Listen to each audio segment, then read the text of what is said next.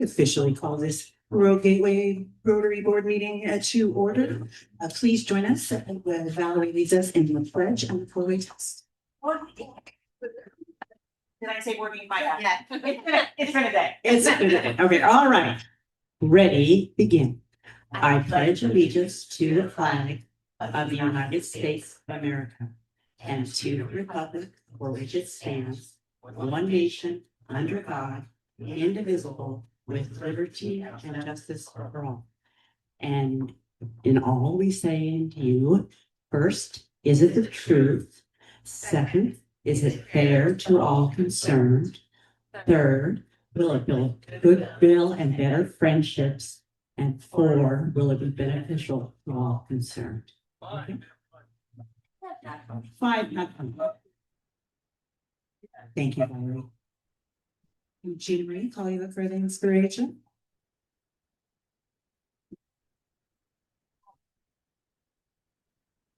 All right. This is from Henry David Thoreau, from a journal he wrote in 1841. Be resolutely and faithfully what you are. Be humbly what you aspire to be. Be sure you give men the best of your wares, though they be poor enough, and the gods will help you lay up a better store for the future.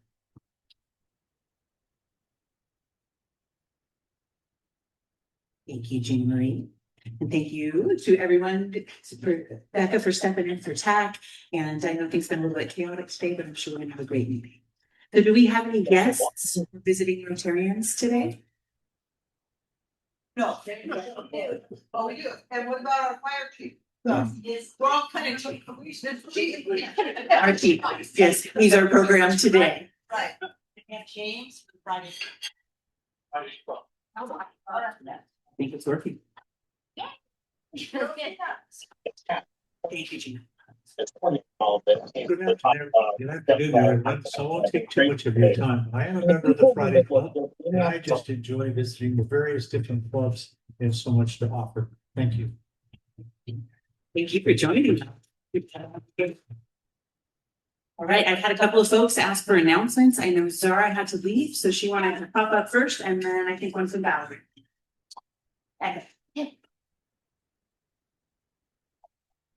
Hello, just a reminder again for the July 30th social at Dawn and Steve's house, where we'll meet there for refreshments and then go for a walk. So there's a sign-up sheet here if anybody has not done. Thank you.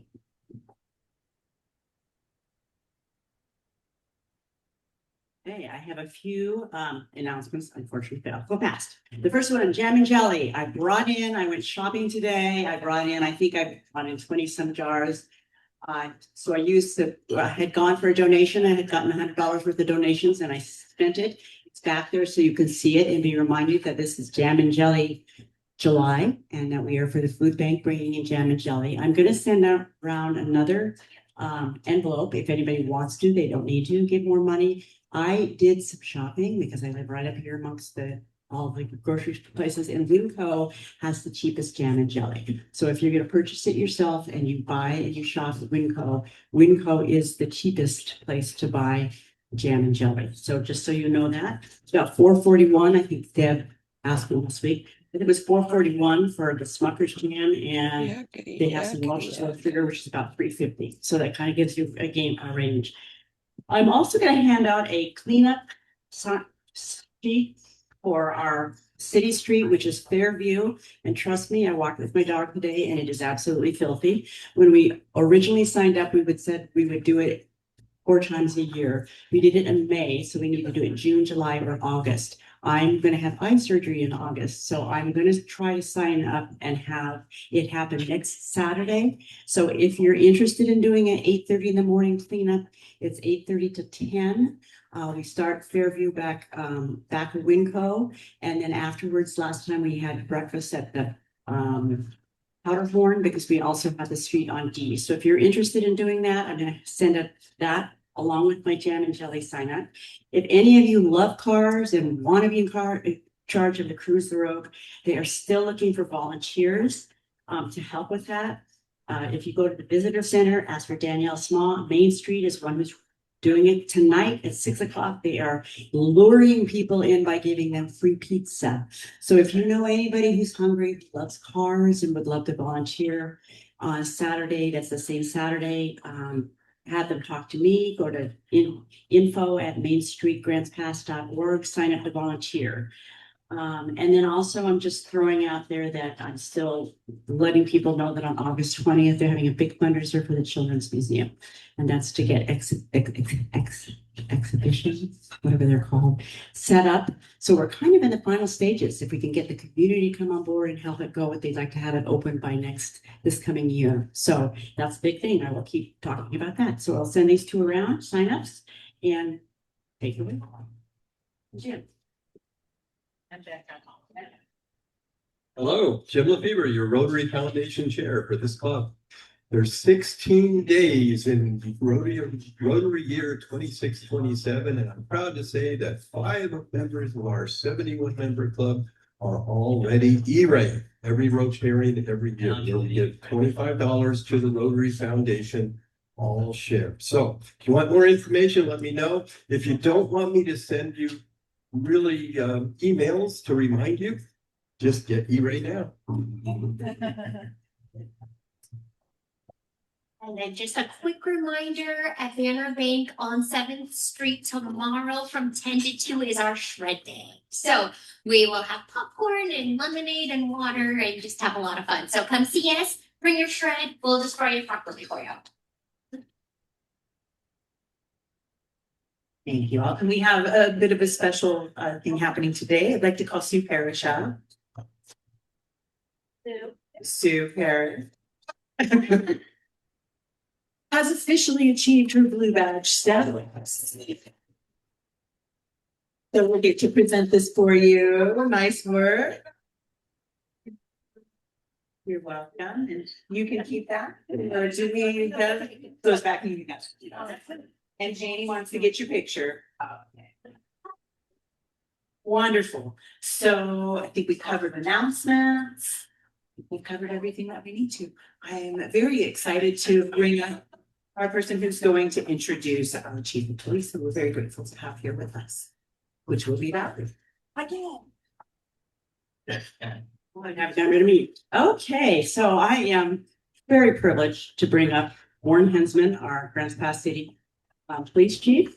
It has been an honor working with him. I loved it on city council when we hired him. I will say he is a very well-traveled gentleman. If you read the Navigator, he was raised in Dublin, Ireland. So he's an Irish boy. Then he spent 4 years in America. He was in the Air Force. Yes, served 8 years in the Air Force. Then he was in Georgia, and then he went to Las Vegas, where he spent quite a bit of time in Las Vegas and finished his education. He found his way up to Ashland, Oregon, and at that point, he found a better community to live in. So we thank very much for him coming in, joining us. And I just want to say, his wife, for all of us, we're a Rotary full of educators. His wife is an educator. She teaches 5th grade in Jacksonville. And he had the honor of traveling back to Washington, D.C. with a group of 5th graders. So I had to give him that time and ask him how it was. And he said, they were really good for the most part. So good for you. You've been officially initiated. So without further ado, Warren, take it away.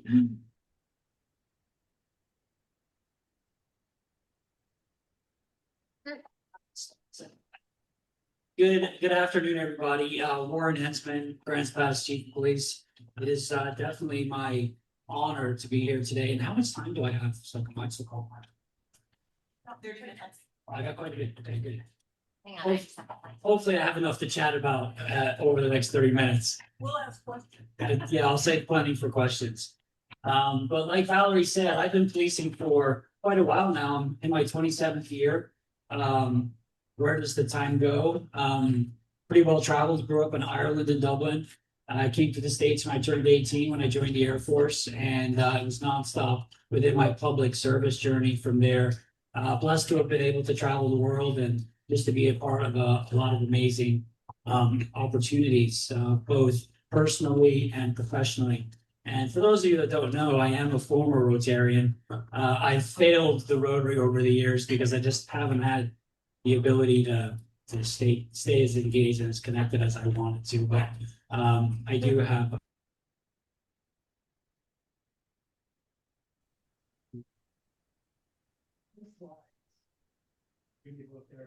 I just, the first few agenda items up there, I'll leave loads of time for questions at the end. Because I think it's really important for you all to know about the police department. What's it made up of? What are our capabilities? What are our weaknesses? What are our strengths? And what's our direction? And I'm open to questions whenever. Just jump in and ask a question and we can go from there. But I also want to share with you all, how are we doing?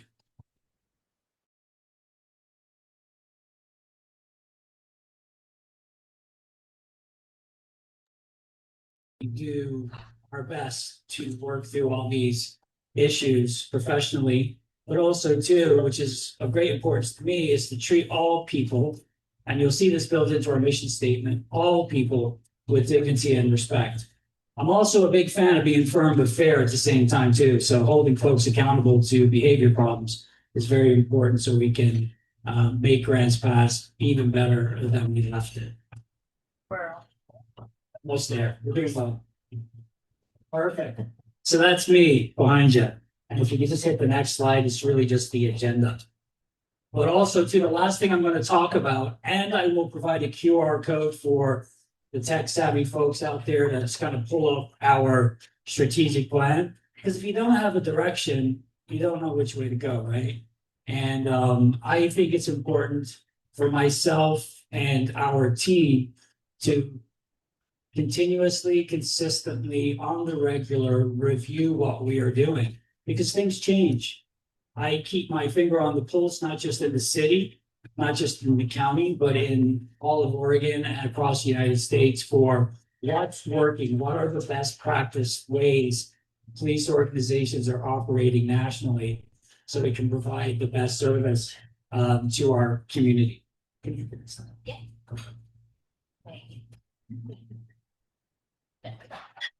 So that's just kind of an overview of what I talked about. If you hit the next slide, that'd be great. Thank you.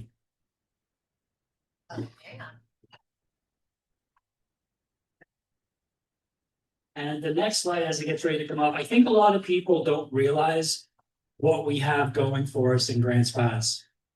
It might not be a surprise to some, but it may be a surprise to others that we have 115-ish people that work at the Grants Pass Police Department. We're a full service 24/7 policing operation, and we also have a 911 dispatch center. So we're also the public safety answering point for Grants Pass. So especially this time of year, fire season, our folks at the Grants Pass PD dispatch center are taking calls for everything. So not just for 911 policing issues or everyday calls for service, but also from all of the fire agencies within our region. So I think it's important for you all to know, and you can see it behind me. We have patrol, canine, traffic, community resource officers, school resource officers, investigation, raid. And I'm not going to go through the list. We have everything here in GP at our disposal. And Valerie well knows from her days on the council when I used to consistently and continuously ask for additional, I'll say it, money and manpower, staffing. We're on an island in Grants Pass, if you haven't noticed. There's not a lot of people available to support us when things go wrong. So we have to be prepared to answer the call, but it doesn't matter what that call might be. So that SWAT team needs to be nationally certified and accredited and ready to respond at any moment, day or night, which they do. Our crisis negotiation team, the same. We're no strangers to officer-involved shootings. We're no strangers to critical incidents. We're no strangers to homicides. But also, too, the majority of our job actually has to do with kind of basic, normal, everyday problems within community, livability issues, which are very important to me. And it was really great to hear Valerie speak about Fairview, because Fairview is one of my streets that I quite dislike. And my hat is off to our community service officers who are out there on the regular, tagging a lot of those I call them hoopty cars, hoopty vehicles, to have them removed, those abandoned vehicles. So I would just kind of throw a plug while you guys are doing your cleanup. If you see a car that's been sitting there for a couple of days, give us a call, let us know, report it. And then we'll get somebody out there to tag that car and have it appropriately removed. Livability issues in Grants Pass have been problematic for a lot of years, since the injunction and since we won at the United States Supreme Court. So I would throw it out there, in full transparency as I'm chatting with you all today. If you have any questions about unhoused homelessness, transient, the camps, Parker's Place, how are you going to handle displacement, chief, all of those issues, just throw it out there and ask away, because I think it's important that we all stay informed so you're aware of what we're doing. Any questions so far? Okay. No. Yes, sir. You got 150 beds at the village, but there's probably far more than 150 people that are homeless, houseless, or whatever. What happens to them? So the question is, there's 150 beds at Parker's Place, and then there's probably a lot more. What happens to them? The reality is that we are under the injunction and the court order. We have to come up with a minimum of 150 beds. In my opinion, what we've been dealing with in Grants Pass over the years is roughly about 90 to 100 people that would be kind of considered transient that you would see on the regular. So much more of that number go unseen, out surfing, jumping from home to home. So I guess for the sake of this conversation, we're really talking more about what we consider the homeless unhoused population that we see at our campsites. I think what you're talking about, sir, is another demographic that works through different service providers to help engage those people with resources. Also, on that note, a lot of people may not know there are two, not just one, but now two. It was one when you were with us, Valerie, but now we have two case managers that are attached to the police department. And that is something that I wanted for many years when I first came here, because I recognized that my police officers, including myself, we're not outfitted to be service providers. We are not outfitted to be case managers. It's not our specialty. So we partner incredibly well with service providers throughout Southern Oregon, especially here in GP. ADAPT, for example, Options for Southern Oregon. There's a plethora of different groups that we work with. But we have two case managers from Options for Southern Oregon. They work hand in hand with our community response team. Our community response team are those police officers, essentially the boots on the grounds that are in the parks, on the street, in the camps every single day. So they can hold people accountable, because there's a ton of drug use going on. There's a ton of bad behavior. There's some of this disorderly conduct, etc. But there's also a lot of people that need a hand up and support to move them into the right direction. And that's what we do. We provide those names and we ask those case managers to support our police officers on that journey. So that's a big question, but we're trying to be part of the solution. Any more questions? I had read that you have a pretty strong rule set going on out at Parker's Place, that they're basically given a verbal warning and then they are removed from the camp if there is another incident, and they can come back one more time, and after that they're trespassed. Is that the way that you're handling that Parker's Place right now? Yeah, that's a great question. So everything that goes on within Parker's Place is essentially a civil issue. So they do have foundational rules and regulations built in, and it will be up to the team there to call us to respond to possibly trespass or warn somebody on their behavior. This is uncharted territory, so we will be working through this next obstacle with Parker's Place. I can tell you from my lens and from my perspective, Bernie, who's been working this project, has been very supportive of the police department and very open to any suggestions we provide. So we ran into a little hiccup last weekend already, but we were able to get it resolved almost immediately. With that being said, and please recognize that it is not my place to judge, nor am I I mean, I think we're all deep down inside have the ability to be kind of judgy, but I try not to be. I don't think that's appropriate. Try to treat all people with dignity and respect, meet them where they're at. Now, if there's a lot of people that just don't want to be treated how we typically would see people being treated, and they want to continue excessive alcohol use, drug use, disorderly conduct, assaultive behaviors, etc. So we have a lot of issues, and we're trying to help those people redirect the behavior, let's just say, since we were talking about childhood education earlier. It's certainly not trying to say grown men and women or children. That's not what I'm trying to say. But we have to redirect that behavior. A lot of it is inappropriate, but we are also at the same time most definitely trying to help people get to a place where they can be supported and work towards achieving full-time housing, employment, and support that way. Can you hit the next slide? So this next slide, I think it's important for a community to know, all right, what's this guy talking about? Does he mean what he says? Does this department mean what they say? Are they going to do what they say they're going to do? And I can assure you that we're far from perfect, but we consistently work on improvement. We consistently reflect and we consistently try to better each other. You'll see on the slide behind me that our vision is to be the safest community in America.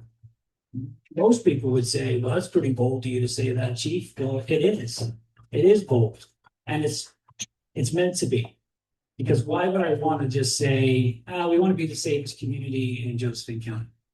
No, we want to be the safest community across the United States because it sets the bar really, really, really high. Are we ever going to attain that? Absolutely not. But I need to set the expectation for my team that second best is really not good enough deep down inside. We are hard chargers. We're very proactive and pragmatic in how we work. And we want to make this community the best community it can possibly be because we have so many problems floating around here. I also wanted to kind of point out, and it's built into the mission statement, we are committed to justly protecting the lives, property, and quality of life of all people. Because it is not our place to pick and choose who we police and who we represent. We represent the entire community and we protect and we serve everybody. So I just wanted to make sure that was received loud and clear today. Next slide. So this next slide, I put some pictures of our team together. It's because there's a lot of really good pictures up there. It was kind of fun for me to put them together. But I think it's important for you all to know who we are and how are we doing. And sometimes we're doing really, really well. And sometimes we're not doing that well. And you'll see that kind of built into our strategic planning process and our action items as we work toward health, safety, wellness. Because for so many years, we've forgotten about these people. I think when I started my career, chiefs and sheriffs weren't really that focused on the health and well-being as we are today, because we respond to a lot of critical incidents.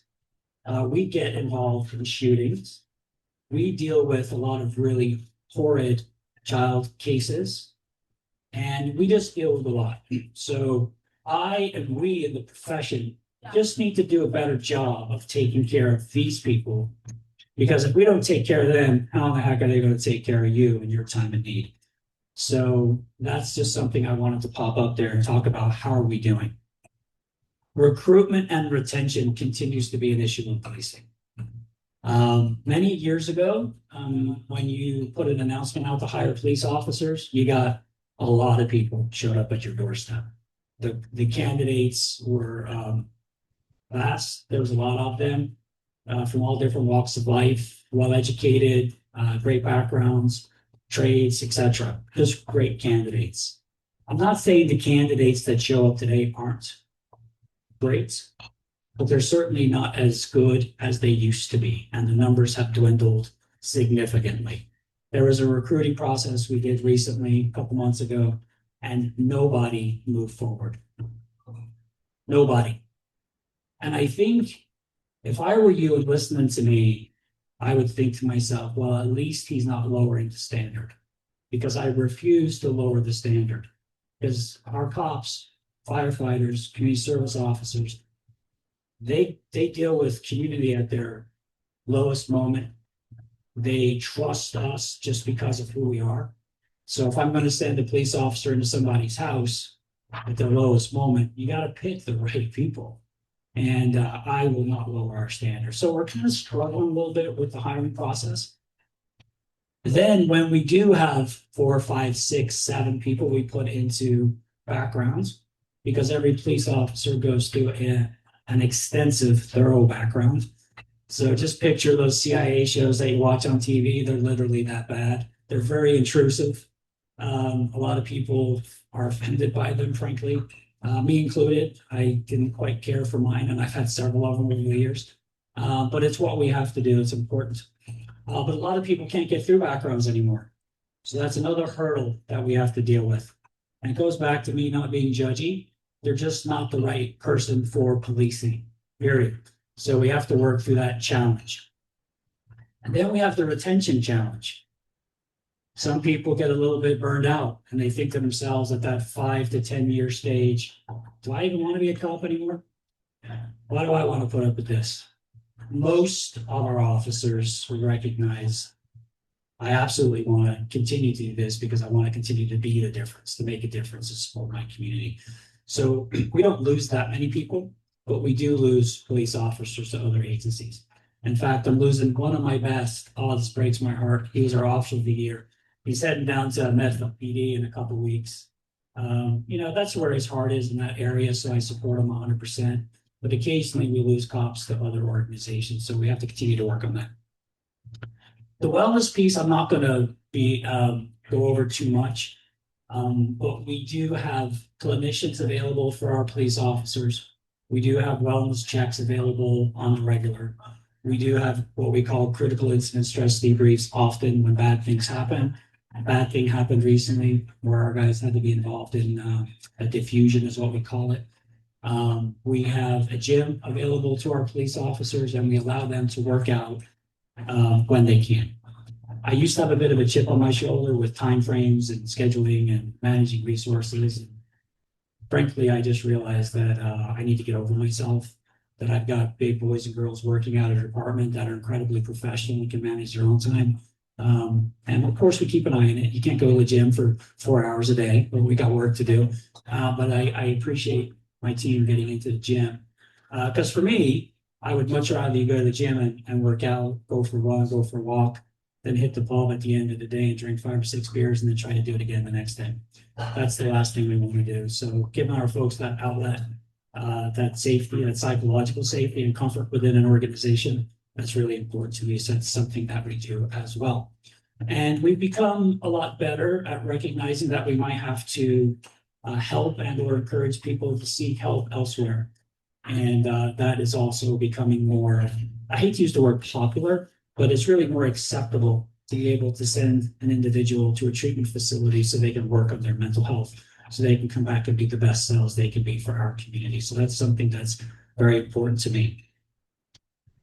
As you look at the faces, morale, everybody's smiling. Everybody's typically smiling within your organization.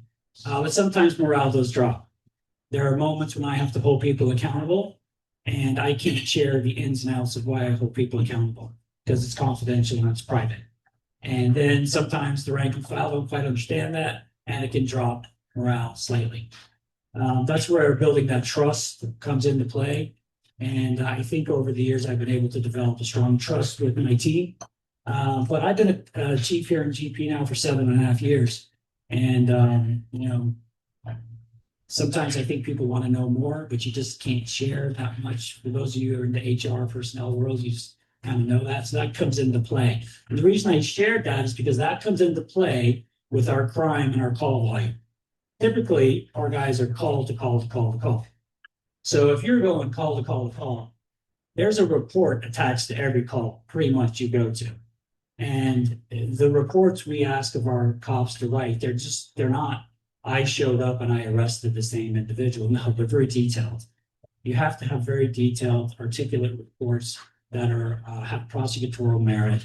And it's obviously very important and for all the reasons I need not explain. So when you hear that we're running to a lot of different calls, there's a lot of paperwork that goes with it.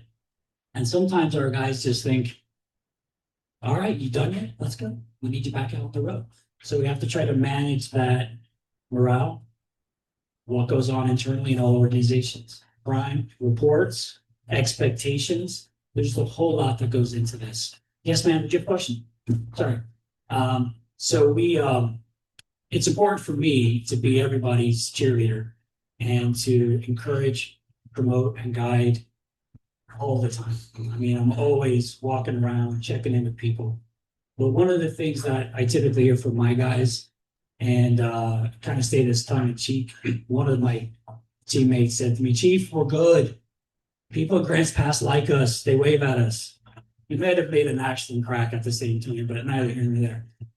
The Grants Pass community love our police department, but you also hold us accountable. If we do something that looks a little shady or suspicious, you guys are calling me. And I'm sharing why we did or why we did not do what we did. I would also encourage you right now, actually, while I'm looking at the faces and maybe guessing what I think might be on your mind, which I have obviously no idea. But if you're thinking about an incident that you might have seen on Facebook, social media, wherever the case may be, don't hold on to it. Give me a call. I'd be happy to share what's going on or what's not going on and the why behind it. Because it's important for me to share the why with my team. Why do I do X, Y, and Z? As much as I should share the why with community. And that's my door is always open. So please hold me to that. You can always come in and visit. Crime is actually, I'll grab a water. Crime's actually not doing too bad, believe it or not. Our 3-year crime stats are looking pretty decent. I'm seeing a lot of lower than normal numbers, a lot of decreases in certain crimes. But I'm also seeing stagnation and some increases in other crimes. So we typically call part 1 crimes the really bad things, murder, rape, etc. And then part 2 would be like lower level crimes, disorderly conduct, criminal mischief, things like that. Our part 1 crimes have decreased slightly.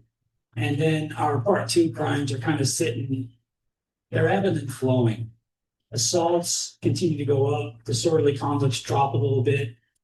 But sometimes you have to be very aware of just because a number shows a decrease, you got to paint the big picture. You got to look at all the data over multiple years and really identify how well your community is or isn't doing. I think we're doing pretty well. Council just authorized 5 additional police officers. So that'll expand our team to 62 sworn police officers. That's a good number for our area. So now we got to find them, we got to train them, and we got to keep them. And then we kind of touched on the camps there a little bit earlier. If you guys are tech savvy, just grab your phone. Yes, ma'am, I'll answer your question here in about 1 sec. If you want to see our strategic plan, just take out your phone and shoot a picture and redirect you to our strategic plan. So I wanted to throw that up there for you all to take a look at. And I'm certainly not going to go over the entire strategic plan. I have about maybe 5-10 minutes right now. So this is an abbreviated version that kind of gives you a snapshot on what we have in store over the next couple of years and what we're going to focus on. And before I continue on, yes, ma'am, did you have a question? Yeah, I was wondering if the department sticks strictly to the city limits or like how far out into the community does. Yeah, that's a great question. We stick specifically to city limits. But occasionally we dip our toes outside and we support the sheriff and other agencies in their time of need. We're part of the major crimes response team. So if there's a homicide in the county, we'll support that with our detectives, for example. Or let's say the sheriff and his deputies are in pursuit. We may join them on a perimeter or something like that. So occasionally we do support them, but we are specifically for the city limits of Grants Pass. Okay. Yes, sir. Yeah, yes, sir. You're talking about the difficulty in keeping officers once you find them. How competitive is Grants Pass with other departments in the area and other departments of similar size? Yeah. And as a kind of follow on, do salaries or benefits or whatnot, does that go up as you move to a larger and larger city? And is that part of the problem? Yes and yes, to answer your question. We're actually pretty darn competitive in the police officer ranks. Police officer and sergeants, from a salary perspective, we're pretty competitive. We're not that far off Medford PD. So when you throw collateral duties, overtime, etc., our guys are doing pretty good. And then we have top of the line equipment, vehicles, gear, all of that kind of good stuff. And I provide a plethora of collateral duties for those that are interested. Like if you want to fly drones, come on down. If you want to be part of crisis negotiation, come on down. We'll train you and we'll help you be your best self. So it's not that we're doing well in that arena, but we're not doing well in our ranked positions, lieutenants, captains. I'm not going to talk about myself. I'm a boss man, but for my lieutenants and my captains, we need to do better. There's a salary study currently happening with the city, and fingers crossed that they're able to support appropriate increases for that part of my team. I'm currently down 2 lieutenants out of 3, and that's a big hit for us. My sergeants don't want to promote because they make less money. So I need people to promote to lieutenant, and the way our salary is currently sitting, I'm having a very difficult time. So we're going to have to go to the outside and hopefully recruit people from around the region and around the country to come to GP, which will be a challenge. So hopefully that answered your question. Let's zip over here real quick, and then I'm just going to jump on some notes and we'll open it for questions. So I have not had an opportunity to review your entire strategic plan, but do you have a new projection for your growth for officers to be able to support growth in the community? The addition of those 5 cops with 1 CSO is the projected growth over the next at least 5 years. I don't see our numbers rising past 62 anytime soon. And we really haven't experienced what it looks like having 62 people in the seat. When I first arrived, we had 58 cops. And I remember, I'm pretty confident we only had 1 vacancy at the time. And we were killing it, and I mean that in a good way. We were kicking behind. We were arresting a lot of people, holding a lot of folks accountable, and we were keeping crime levels low.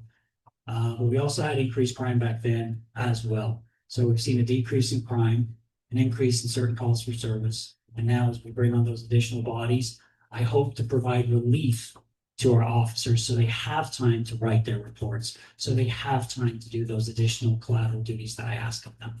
And sir, did you have a question as well? Go for it. Could you talk a little bit about department relationship to agents from ICE that might be in the area? So we do not have we have a relationship with everybody, all federal agencies. So in Oregon, we are not allowed to support ICE, period, or any immigration enforcement. So there's been an Oregon law for years. I think since '84. So I think technically we're not even allowed to let ICE agents in a building. So if you look up it might be the Oregon prominent. If you just do a Google search on Oregon plus immigration laws or enforcement, it'll pop up. We've been kind of ahead of the game for many years. But as far as our relationship with everybody else, including Homeland Security, it's great. We have an officer that's assigned as a detective with the DEA, and in my opinion, he's their top performer. He's taken down major sophisticated organizations, not just in our area, but nationwide. And we also have the Rogue Area Drug Enforcement Team that consists of OSP, Grants Pass PD, and corrections, and the DA's office. And they're doing a really good job. Look through our Facebook page and see lots of pictures of dope and guns. They're doing really well. Let me just add before your question, but if you want to give them the mic, that's great. I just want to hit up real quick on the next slide, if you don't mind, please. As Valerie, how am I doing on time? Okay. I don't want to overstay my welcome. I'd like to be invited back. Let's see. So I'm going to just jump on this slide here. And for those of you that know me, building trust and nurturing police legitimacy is huge. Policy and oversight is a must. Technology and social media do not get behind. Community policing and crime reduction doesn't need any explanation. Training and education, if we don't continue to train and educate our people, we're going to fail our community. And then officer wellness and safety. What I'm going to do is just give you 10 priorities. They're not in any particular order. And I would encourage you, if you don't get a chance today, to jump on our website and then look at some of the action items. How are we going to get there? Address staffing and resource limitations, upgrading equipment and infrastructure. So radio infrastructure is incredibly important. Strengthening internal and external communication, improving training and professional development, leveraging technology and our operational efficiencies, strengthening dispatch services and their capabilities, enhancing our community relations and our collaboration, expanding community safety and crime reduction, and enhancing public safety initiatives and crisis. We have a lot to do. You just can't rest on your laurels when you're managing an organization with a $27 million budget and about 115 people that are on the go constantly. It's nonstop around here. And it's what keeps me here. I love this community. I love this department. I have no desire to go anywhere else, at least just yet. And I hope and pray that I get a few more years, months in, whatever it is. I'm on 7.5 years and I'm coming to the tail end of my career, but I'm full of energy and full of ideas. And but I also recognize that sometimes it's time to move on, so your organization can bring in some fresh and frankly maybe even something younger with some other ideas. So I look forward to the end of my career, next couple of years, year maybe, and seeing what we bring in next to the organization. So, sir, you had a question. Yeah, when I was a kid in Grants Pass, there was a municipal court. Do you have any kind of a position about that? I think I saw something recently about bringing that back. Yeah, the municipal court's a great idea. I look forward to continued additional council discussion on the implementation of the municipal court. The municipal court, for those of you that don't know too much about it, it gives us the opportunity to hold people accountable at a misdemeanor level, misdemeanor violation level. So we have Senate Bill 48, which is a matrix that might be considered the revolving door through the jail. That's a long discussion. But essentially, the DA prosecutes everything in Josephine County. And the DA's office only have so many attorneys to prosecute cases. So it's not uncommon for them to no-file cases. So let's say, for example, we arrest Mr. Smith 3 times in a week for disorderly conduct, and all 3 of those arrests were no-filed.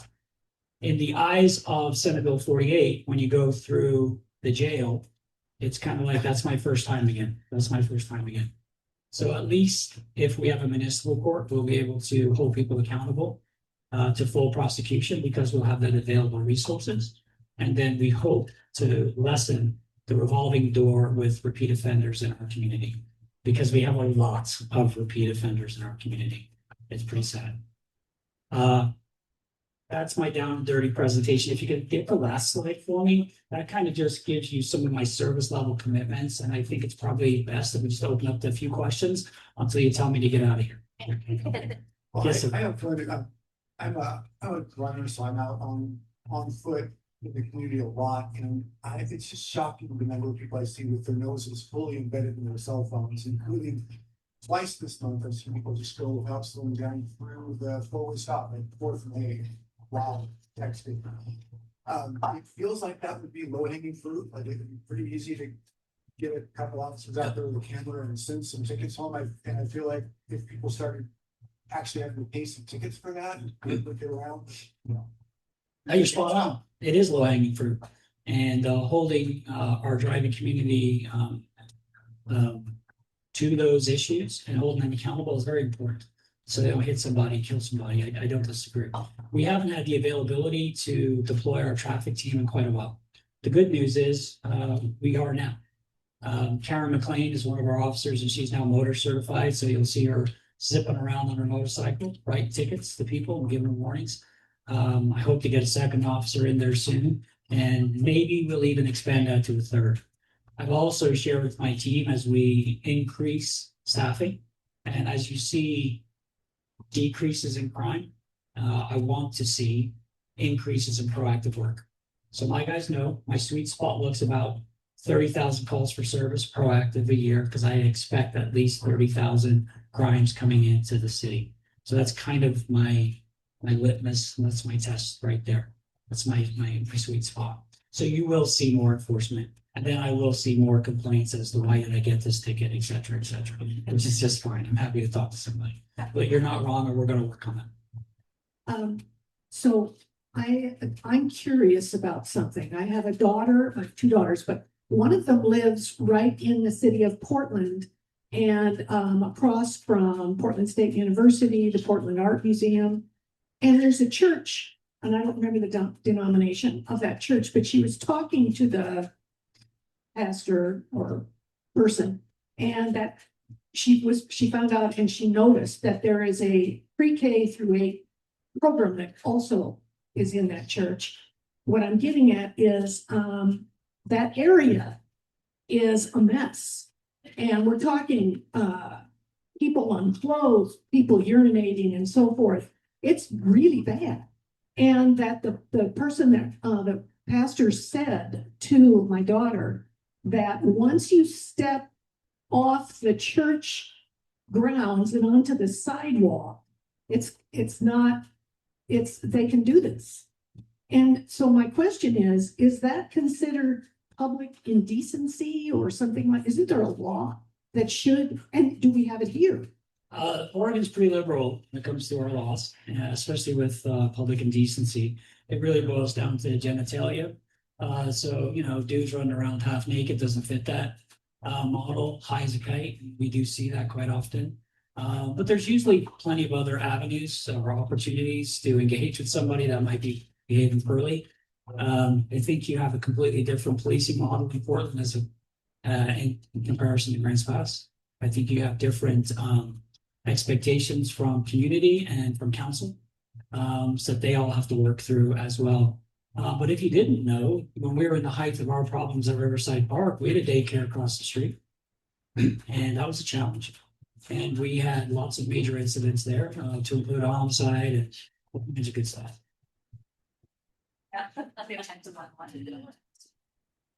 Sorry if I'm bringing back the past. I actually live in a really nice neighborhood, but this last week I bought something at home.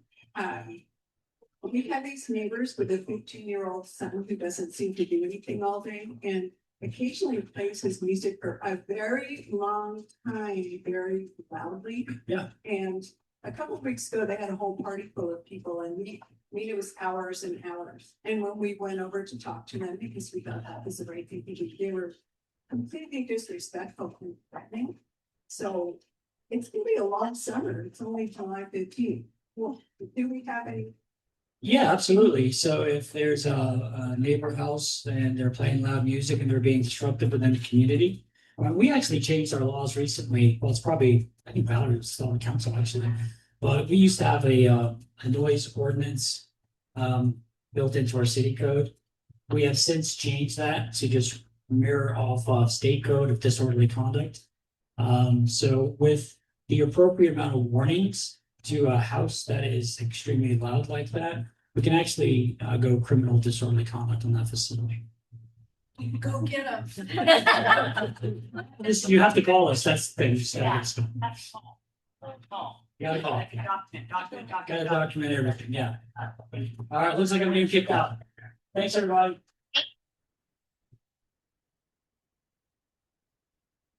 I'd like to call up Greg Smith as our Sergeant of Arms. And don't forget, celebrating your happy bucks, go to the PayPal account or leave your money on the table.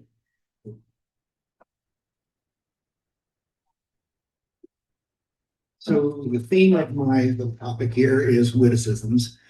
This comes from reminiscing a little bit about some of those things that were popular in the household when I was a kid, and even some of the ones I used when I was raising a kid. So happy bucks, let's think about those witticisms. I'm gonna pass it around the room for us to hopefully share some and throw some bucks out there.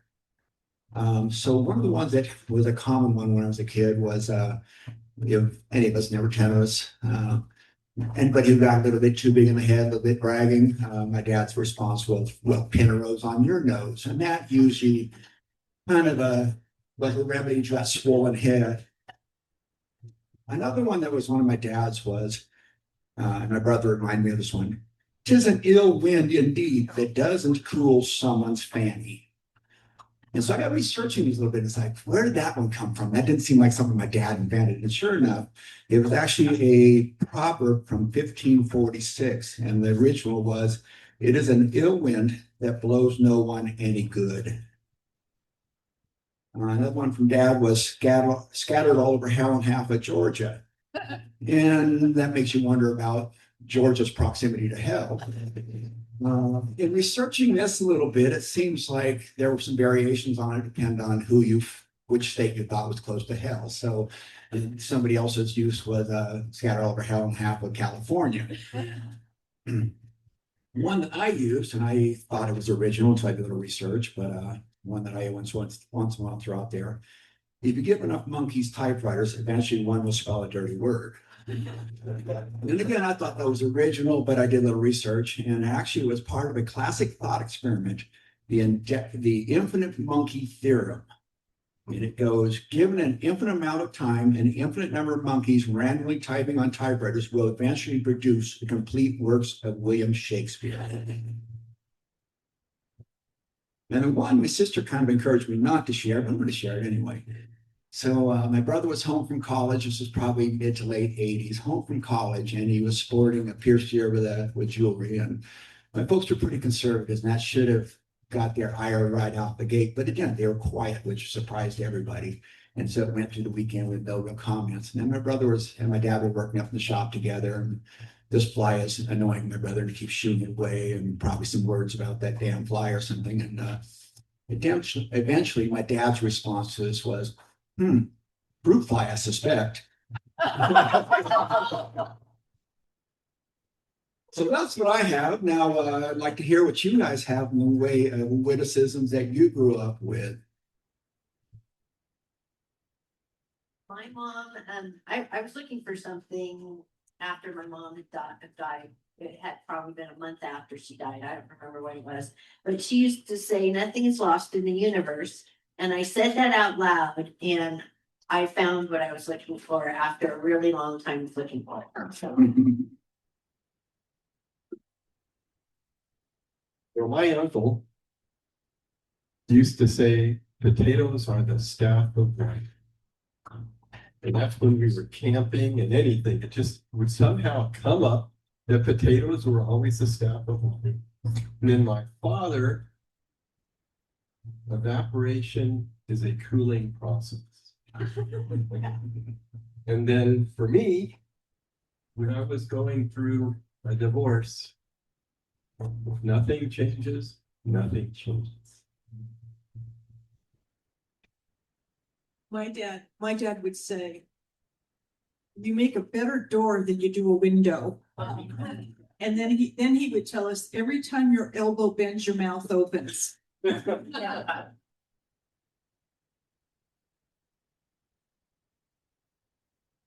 First of all, I just want to thank Officer Hensman for being here and talking to us. You and your team have a huge job to do, and we all appreciate all of what you're doing to keep our community safe. So I'm one of 13, and my mother was fierce, loving, very caring, took in everybody. And so she had a saying, and it became a plaque on her wall that said, "Pa's boss," as everyone knows, but what Ma said, he always goes. And that was the truth. I can remember my parents coming up with a variety of little aphorisms, things like look before you leave. And so they would pay attention to that. And then they'd come back with, "Hey, but he who hesitates is lost." So I wasn't sure where to go. One of my favorites, something that makes some sense to me, is that the road of life is paved with flat squirrels who couldn't make a decision.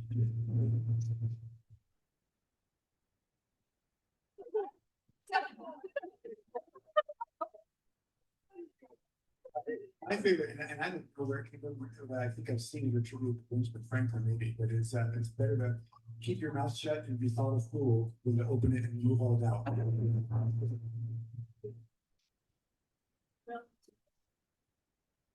I'll mix mine with my happy bucks. I'm dropping a happy buck because I get to see my daughter this weekend, who has completely taken these two sayings out of our family's vernacular. My grandmother grew up in a time where you really had, there were very strict rules about, singing. I used to whistle and she would say, whistling girls and crowing hens always come to very bad things. And then I would say, I'm sweating, Granny, and she'd say, ladies don't sweat their spouse. So I'm going to see my daughter and we have completely shed all that and I'm so glad. And I love my grandma.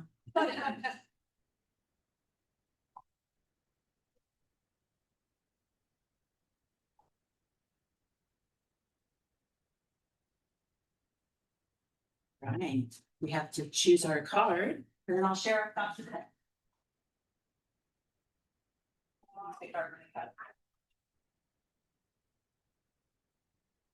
The Queen of Diamonds.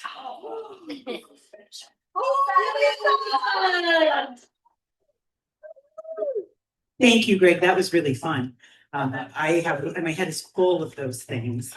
And I have to go with a couple myself from my stepmom growing up. She was an unusual lady. And I'm gonna go and end with a slightly inappropriate one because I think it's hilarious. But she used to tell me if is the biggest little word in the dictionary.